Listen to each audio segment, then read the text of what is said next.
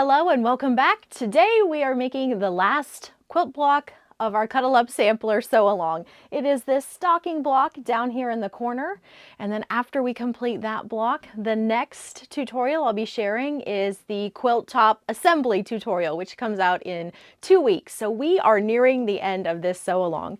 Go ahead and grab your Cuddle Up Sampler book. If you're new to the sew along, I've got information linked for you below. If you've been happily stitching along, we're going to be turning to page 17 and we're going to dive right into the sewing.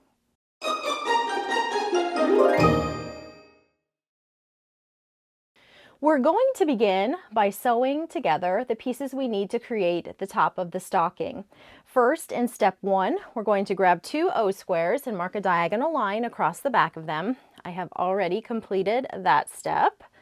And then we are also going to grab our A piece, which is this beautiful green floral up here.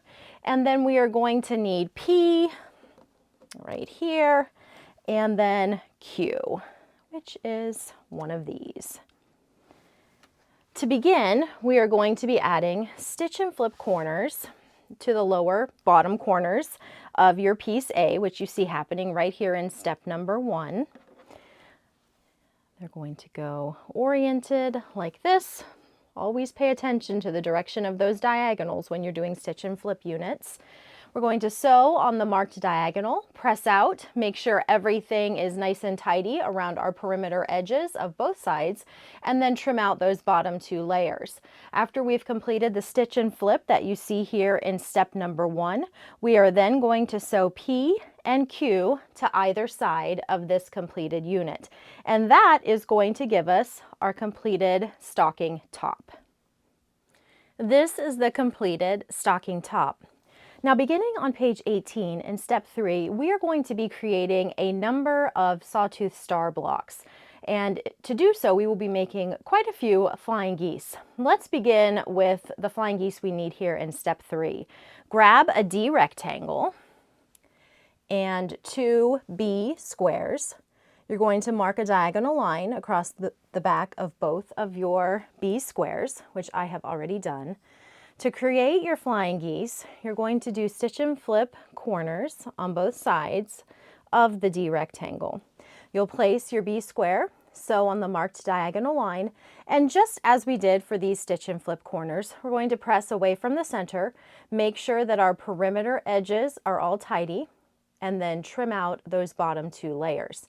Once you've completed the first side, as you see right here illustrated, then you're going to sew the second B square to the opposite side. We're going to need a total of 4 of these flying geese units, so you can go ahead and make a total of 4. Our 4 flying geese units are now complete. And we are going to create Sawtooth star blocks using E squares in the 4 outer corners and a C square in the center of the block. We're going to sew together the pieces in horizontal rows. You'll note the pressing in step number 4. And then after completing the horizontal rows, we will sew all of the rows together to complete the star block. You're going to see what this block measures in step 4, so you can double check your measurement before you continue on to the next 3 Sawtooth star blocks.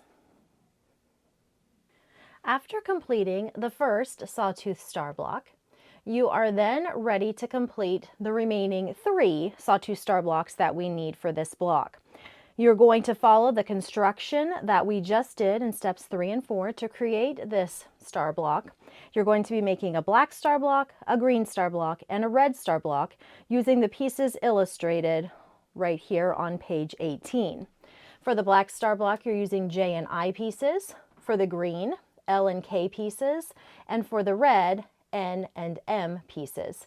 For all 3 blocks, you are going to be using backgrounds of O and S. Go ahead and complete those 3 star blocks. These are our completed pieces so far at this point. We've still got that stocking top, and now we have the 4 Sawtooth star blocks. We're now ready to start sewing in step number 6. We're going to be using this white star block right here, and to both sides of this block, we are going to sew F rectangles. You see that happening right here. We're pressing those seams away from the center. And then in step 7, we're sewing the G rectangle to the bottom of these pieces once we've sewn them together. So we'll sew G to the bottom of this. And then once we have sewn all of these 4 pieces together, in step 8, we are sewing Q to the left side of this section here. So a Q rectangle to the left side. That's a few different steps. It's actually steps 6 through 8 on our pattern on page 18, and I'm going to complete all of those at one time. This is our stocking center, and we are now going to begin creating the toe portion of our stocking, which you see happening here in step 9. You're going to grab 2 R-squares, mark a diagonal line across the back of both of them, and place them right sides together in these 2 opposite corners. Make sure that you have your H fabric oriented with the short side on the left and right and the longer side on the top and bottom. And then orient those R squares in opposite corners. And then you also need 1 little O square, which you're going to mark your diagonal line on the back of that. And that gets sewn right down here to the corner. You're going to sew on those marked diagonals, press away from the center, and then make sure everything aligns on your perimeter edges. And then after doing that, you'll trim out all of your bottom 2 layers. Here is our completed stocking bottom. And now what we're going to do is sew together the remaining pieces that we still need to complete on page 18. So beginning in step number 10, we're sewing together the stocking center and the stocking bottom.